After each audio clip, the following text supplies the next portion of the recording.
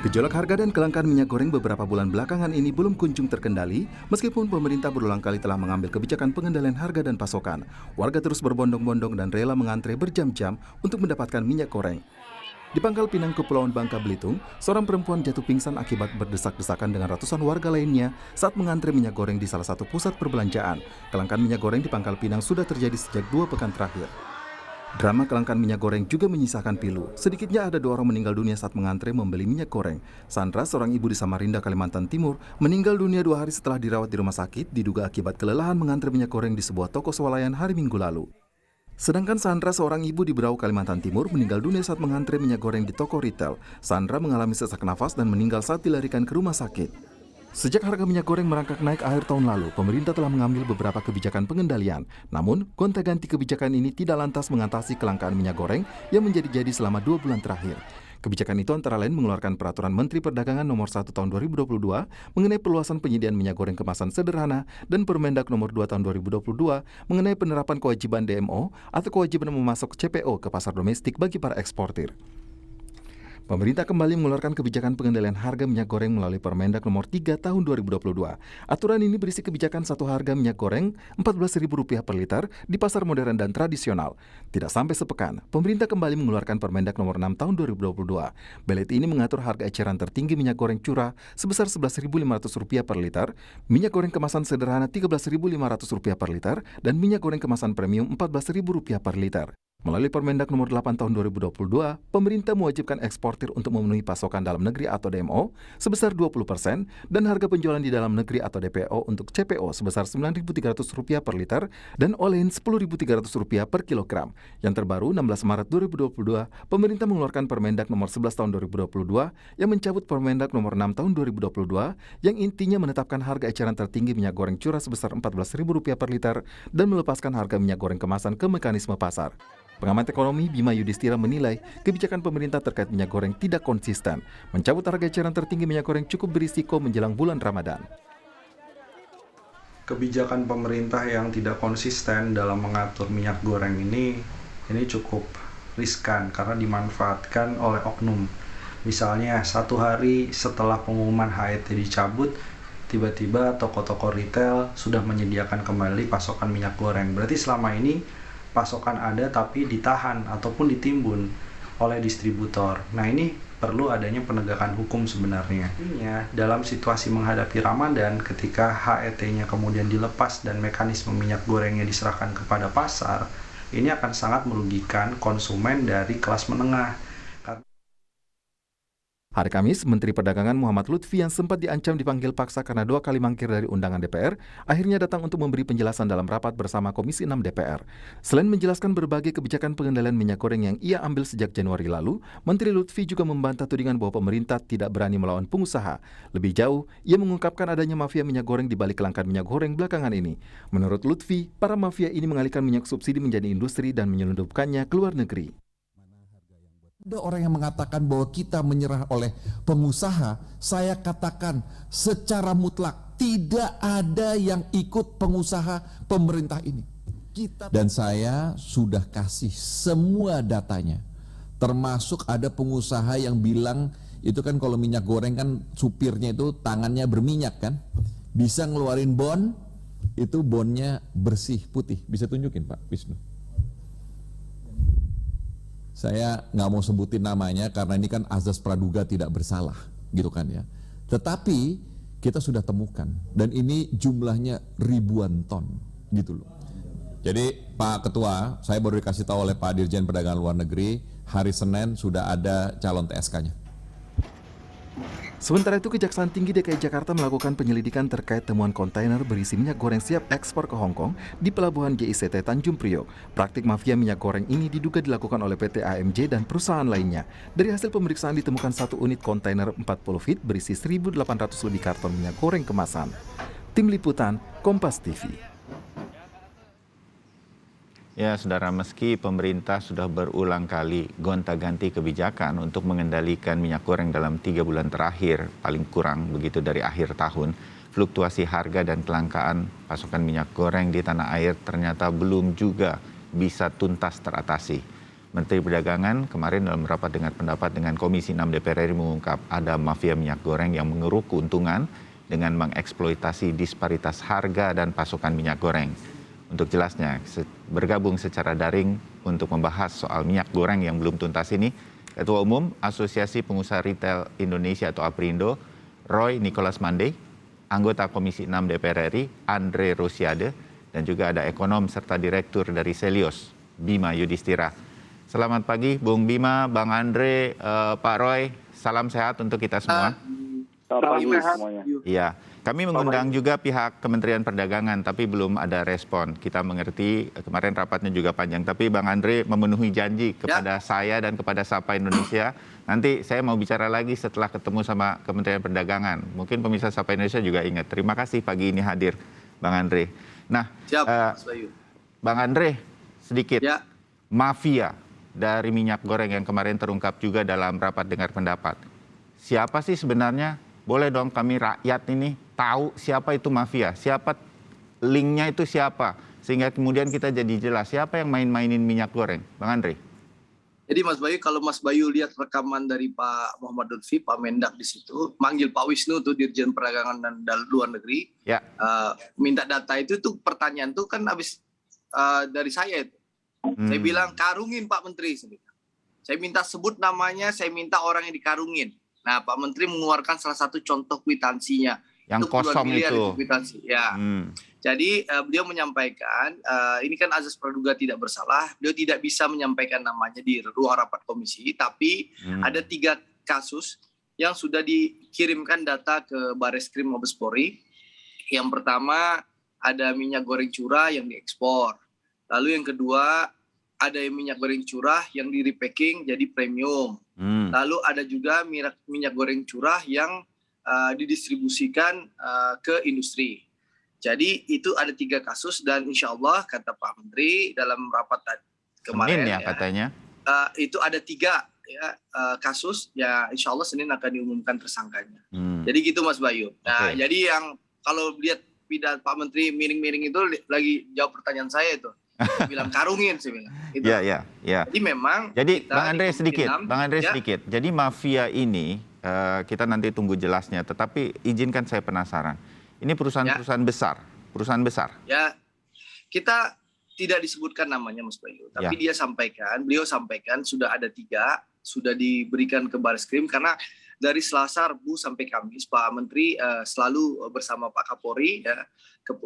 Kita ucapkan terima kasih kepada Polri ya, Kapolri yang membackup full Kemendak ya sehingga penegakan hukum berjalan ya. Lalu data sudah diberikan ke Bareskrim, insya Allah Senin akan diumumkan. Itu satu. Yang kedua Mas Bayu, saya ingin tegaskan bahwa Komisi 6 ya sesuai dengan aspirasi rakyat memenuhi ekspektasi rakyat dengan push besar ya, gaspol betul pemerintah ya. Kita sampaikan kekecewaan kita karena kita anggap pemerintah kalah dengan oligarki, kalah dengan pengusaha dengan mencabut kembali Permendak 6 tahun 2022. Bayangkan tadi itu yang disampaikan Mas Bima di rekaman tadi. Bayangkan setelah barang ini langka, barang ini goib, barang ini raib, lalu setelah ratas diumumkan besoknya Mas, nah di tempat Pak Roy ini rame itu barang. Padahal kemarin Pak Roy nggak ketemu barang itu, goib tuh barang.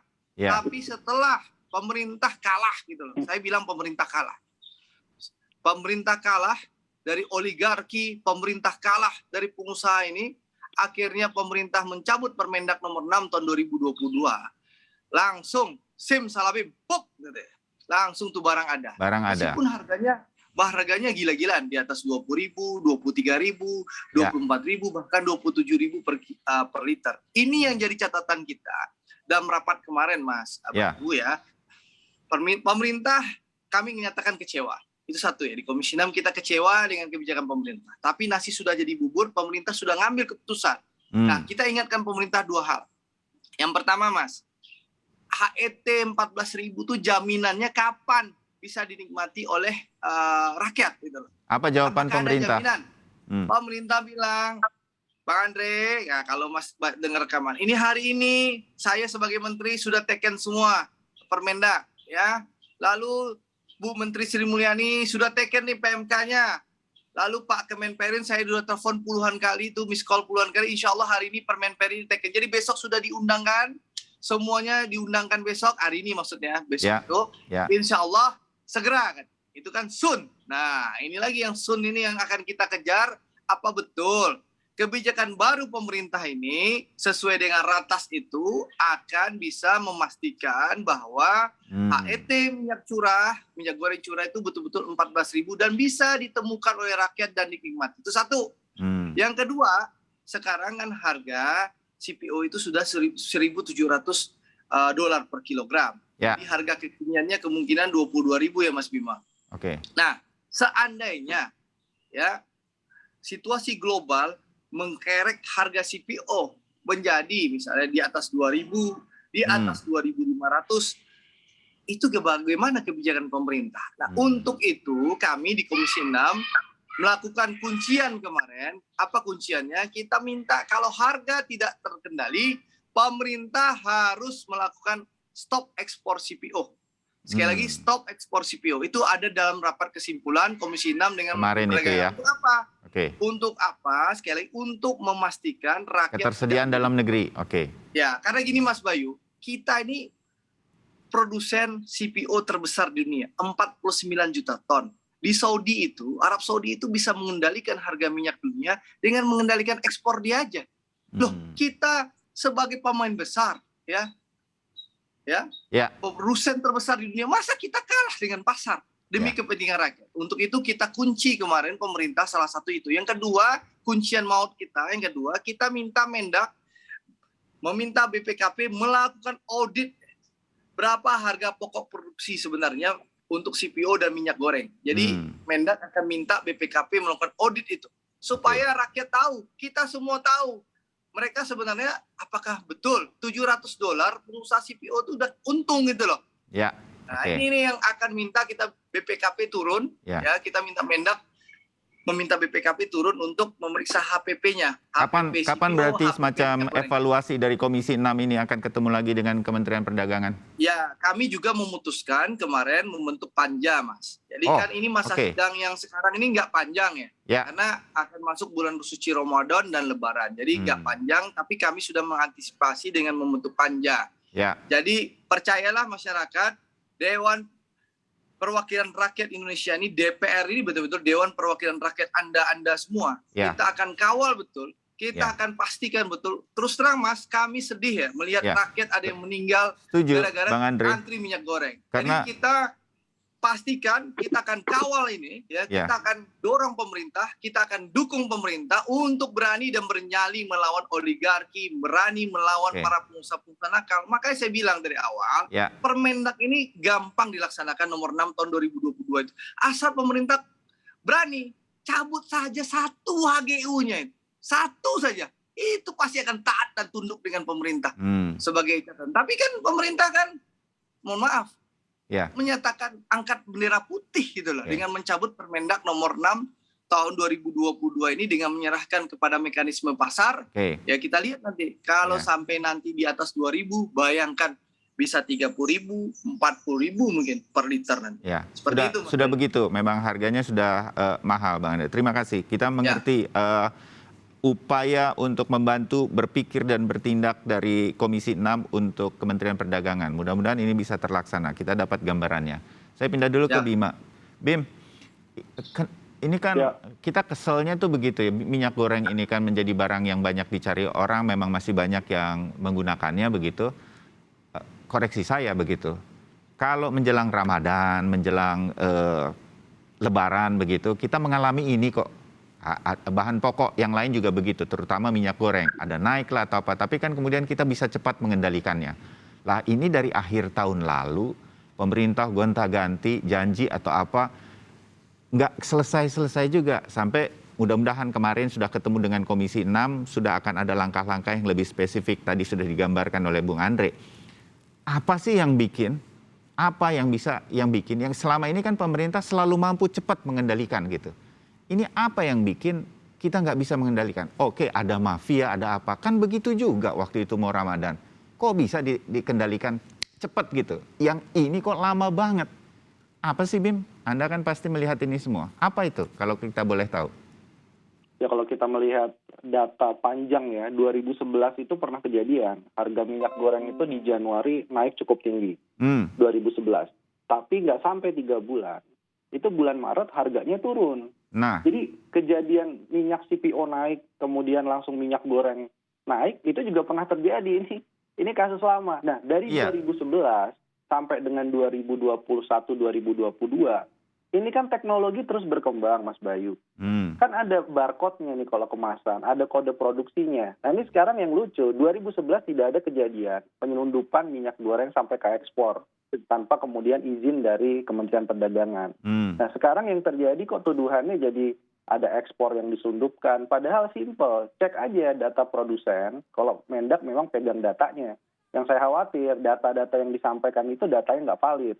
Kenapa? Karena kalau misalkan melihat kebocoran ke luar negeri, nah tinggal dicocokkan antara data dari bea keluar, ya bea keluarnya, dokumen-dokumen pengiriman dengan negara tujuan ekspor tadi. Ada selisih nggak? HS kodenya sama.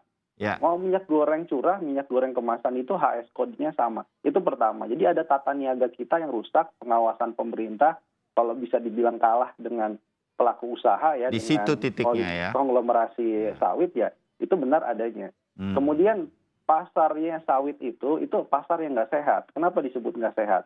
Produsennya menguasai dominan, 4 pemain besar itu menguasai sampai 40% lebih total pasar. Yang lainnya kecil-kecil meskipun jumlahnya banyak. Kemudian dari mulai produsen yang punya lahan sawitnya, terintegrasilah dia dengan produksi minyak goreng, sampai ke distribusi yang dikirim ke retailnya Pak Roy, itu satu pemain. Yang retailnya beda-beda memang pemainnya, tapi yang mengirimkan barangnya adalah perusahaan minyak goreng juga. Oke. Nah, di sini kan harusnya mudah dicek. Ya. Bim, Ini benar gini. nggak barangnya sampai atau tidak? Gini, Ya. oke, saya terbayang lah bahwa kemudian ini ingin dimanfaatkan sedemikian rupa oleh mafia sedemikian rupa. Oh, kita mau bawa ini minyak goreng yang harusnya tetap ada di Indonesia. Kan kalau saya eksportir kan saya punya batas, dilewatilah batas-batas itu. Kan harusnya bisa dicek, bisa kemudian ditindak. Kemudian banyak hal sebetulnya kan bisa dicek dan segera ditindak. Kan kita nggak lihat ini semacam tindakan, oh Bang Andre tadi mengatakan cabut aja tuh satu HGU-nya. Pasti yang lain juga ketar-ketir. Kita nggak ngelihat itu. Seperti pemerintah tuh nggak bisa apa-apa. Kan seharusnya ada cara-cara, ada upaya-upaya. Kalau Kementerian Perdagangan nggak bisa, ada ranah hukum yang bisa mengeceknya. Itu loh yang saya gemes gitu kalau boleh. Kenapa ini nggak cepet sih dilakukan sesuatu sehingga siapa yang kemudian jadi mafia, tega-teganya bikin rakyat ngantri hanya untuk minyak goreng di zaman seperti sekarang ini, kok nggak bisa segera ditindak? Oke, baru Senin nanti. Terlambat banget kita melakukan. Itu di mana titiknya? Di mana titiknya, Ben? Ya titiknya ya kemarin kalau bilang kita tidak kalah dengan mafia pangan, tidak kalah dengan kelompok pengusaha yang skala besar ya, menguasai produksi sampai distribusi, itu sebenarnya pengakuan juga bahwa kalah. Ya. Sudah kalah sebenarnya. Ini sudah kan kalah, permainan sehingga lama. Orang-orangnya mungkin orang lama. Apalagi yang kemudian nggak bisa kemudian segera ditemukan dan kemudian ditindak. Nah itu yang ya, sebenarnya yang terjadi. Kira-kira begitu, Bim? Ya beginilah, sekarang pemainnya itu aja dari 10-20 tahun yang lalu kan orang yang sama, pengusaha yang sama, korporasi yang sama. Kemudian juga tadi, betul kalau ada cara-cara alternatif, kalau penegakan hukum misalkan secara langsung sidak penimbunan, kemudian produsen minyak gorengnya bilang, ini bukan ditimbun, tapi ini digunakan untuk industri makanan minuman yang terafiliasi dengan produsennya. Nah, sekarang kan pertanyaannya tinggal gampang. Tinggal dilakukan pengecekan, betul nggak kebutuhan industrinya seperti itu. Nah, makanya ini Menteri Perdagangan ini saya kira udahlah. Saya kira mundur aja deh. Saya kira Menteri Perdagangan ini saya kira sangat lemah sekali ya di bawah tekanan-tekanan dari pelaku usaha nih. Jadi benar-benar nggak bisa ngapa-ngapain, padahal data itu harusnya bisa diminta semuanya dan bisa dilakukan tindakan secara cepat. Karena fungsi dari Kementerian Perdagangan adalah mengawasi tata niaga perdagangan. Jadi kelancaran arus distribusi itu juga merupakan tanggung jawab dari Menteri Perdagangan. Kalau dia nggak bisa ya saya kira ini keputusan terbaiknya adalah lebih baik mundur Menteri Perdagangan. Karena kasihan kayak Pak Roy itu dituduh ya dari pihak Aprindo retail di paling bawah itu dituduh misalkan melakukan penimbunan. Kemudian ada tuduhan kepada produsen-produsen kecil tidak bisa memenuhi DMO-nya karena sebagian besar full ekspor. Nah, ini kan tuduhan-tuduhan yang akhirnya makin liar. Sekarang tuduh ada selundupan untuk ekspor misalnya. Tapi berapa banyak yang menyelundupkan ekspor? Tadi kalau dilihat di peti kemas kan nggak signifikan dibandingkan jumlah puluhan juta ton yang kemudian diproduksi setiap tahunnya. Betul. Artinya kan ini saya kira sudah wacananya sudah terlalu liar, akhirnya tuduh sana tuduh sini, padahal jelas permainan ini bisa dilacak, bisa kemudian dilihat bahwa ada disparitas harga ekspor dan di dalam negeri yang semakin jauh, dan ketegasan pemerintah Indonesia ini kalah jauh dengan ketegasan pemerintah Malaysia. Malaysia sampai hari ini harga subsidi minyak goreng kemasan, bukan minyak goreng curah, itu masih dipertahankan di 8.500 per kilonya. Artinya apa? Dengan fluktuasi harga CPO internasional silahkan. Itu untuk tujuan ekspor iya, tapi di dalam negeri betul-betul dijaga karena mereka produsen besar, harga subsidi minyak goreng kemasan itu dipertahankan. Nah di Indonesia justru dicabut. Dan sekarang orang disuruh memindahkan dari minyak goreng kemasan kepada minyak goreng curah. Jadi kita disuruh turun kelas nih, kelas menengah turun kelas, yang biasanya minyak goreng kemasan disuruh beli minyak goreng curah. Sementara kalau permintaan minyak goreng curahnya naik signifikan, minyak goreng curahnya bisa langka juga. Nah ini kan jadi membuat masalah baru begitu. Kita akan sambung dan saya garis bawahi dampak dari kebijakan yang kemudian diminta oleh Komisi 6 juga. Jangan terlalu lama kira-kira begitu ya Bang Andre, untuk kemudian bisa sampai ke harga yang bisa dijangkau lagi oleh masyarakat, terutama untuk minyak goreng yang bukan curah begitu. Saya ke Pak Roy sedikit dulu sebelum nanti saya jeda. Pak Roy, betul tuh kata Bima, jadi ada tuduhan-tuduhan juga untuk Aprindo, Asosiasi Pengusaha Retail Indonesia, yang kemudian dikatakan ini jangan-jangan ikut menimbun, kira-kira begitulah. Jawaban Pak Roy itu, sebetulnya ada penimbunan atau enggak, khusus untuk Aprindo ya, kira-kira yang terjadi di sana. Sebetulnya gimana sih Pak Roy? Ya, terima kasih Pak Bayu. Ya, jadi apa yang disampaikan tadi oleh Pak Andre maupun Pak Bima adalah suatu harapan kita semua. Saya juga, Aprindo atau retail juga berharap adanya satu momentum di mana kita melakukan paradigma yang baru. Komitmen yang baru ya. Kalau sebutan yang tadi disebut sebagai Pak Bayu katakan bahwa retail menimbun, bagaimana kita menimbun? Yang satu, kita buka toko, gampang diperiksa, gampang disidak. Kemudian yang kedua, gudang kita terbatas. Karena kita juga mengisi barang-barang yang lain sebagai kebutuhan pokok dan sehari-hari masyarakat. Bukan hanya minyak goreng. Bukan hanya minyak goreng, kita bukan gudangnya minyak goreng. Kemudian yang ketiga, distribution center kita itu juga dapat diaudit, dapat dicek, dapat disidak setiap saat. Artinya apa? Kita open dengan segala situasi yang berkaitan dengan kondisi atau yang masalah yang berjalan ini. Nah tentunya kita berharap sebenarnya adanya suatu paradigma baru untuk komitmen yang baru. Tadi saya menggarisbawahi perihal Pak Andi katakan mengenai perlunya supaya ada dibongkar ya, atau istilahnya diaudit lah, seperti itu. Nah, audit supply chain saat ini sudah sangat perlu. Ya, audit supply chain ini kita tahu bahwa ada sektor hulu, sektor antara dan sektor hilir.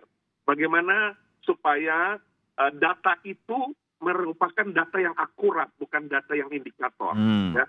Kemudian audit supply chain juga termasuk audit daripada pelaku usahanya. Supaya apa? Supaya siapa pemain sebenarnya. Kalau kelapa sawit sudah ketahuan berapa jumlahnya. Tapi produsen minyak goreng berapa? Ya, kemudian distributor berapa? Karena ada banyak distributor juga yang munculan begitu ya, packers yang munculan karena situasi sekarang ini. Kemudian bagaimana dengan hilir? Hilir juga kita tahu bahwa memang sekarang kalau kami retail itu mengambil barang dari D1, distributor pertama yang dari produsen. Tapi kalau di saudara-saudari kita di pasar itu mengambilnya dari D2, D3, agen, bahkan juga spekulan mungkin. Nah ini tentunya kan akan menimbulkan fluktuasi harganya. Bagaimana memotong channel supply chain. Ini juga mengemuka tentunya. Ya. Nah, Jadi ini di yang kita titik-titik harapkan adanya distribusi satu seperti yang komitmen Pak Roy sampaikan tadi, itulah kemudian terjadi kemungkinan-kemungkinan harga jadi bermacam-macam dan lain-lain. Betul sekali. Pak Ini Bayu. kan udah terjadi cukup lama dan mudah-mudahan ini kemudian juga bisa diperbaiki. Begitu Pak Roy maksudnya ya? Betul, dan perlu adanya efek jerak. Saya mendukung pernyataan Pak Andre juga bahwa memang perlu ada efek jerak. Karena apa? Karena kita tahu bahwa ini sekarang menjadi polemik terus-menerus. Iya. Dan efek jerak ini harus transparan, harus terbuka, dan harus memang kita negara hukum tentunya, ya kita harus menempatkan pada proporsi yang sebenarnya. Kami ini sekarang ini dalam posisi yang hanya menerima saja, Pak. Ya. Seperti kemarin ya, sebelum penetapan ini, ada beberapa pengiriman yang tiba-tiba bisa belok, ya. Yang kita sudah pesan, sudah PO, yang sudah dalam perjalanan tahu-tahu nggak jadi kirim. Kemana itu Pak? Ada hal-hal yang nggak masuk akal sehat kami juga sebenarnya. Karena apa? Karena mengapa bisa terjadi ya posisi di mana mereka yang mempunyai barang, ya, yang memproduksi barang, kemudian kami yang di sektor hilir yang melayani masyarakat konsumen tiba-tiba nggak kedapatan atau tiba-tiba pasokannya minim sekali. Nah ini hal-hal yang seperti ini kan Pak Roy tanya tuh, Pak Roy tanya ke produsen, kemana barang pesanan saya, kemana katanya? Iya betul. Nah ini yang terjadi ya. Contoh lagi yang terbaru kemarin ya, dari sekian distributor misalnya, ya ada 8 atau 10 distributor biasanya, yang memberikan harga baru 2, baru 3. Ya, jadi dengan kata lain, ini mengapa masih ada yang menunggu lagi memberi harga ya, kalau memang ini harga sudah dilepas kepada market. Dan kita hitung kemarin harga itu melonjak langsung di atas 70%. Ya, harga melonjak itu karena kita dapatkan harganya dari pemilik barang, produsen atau distributor.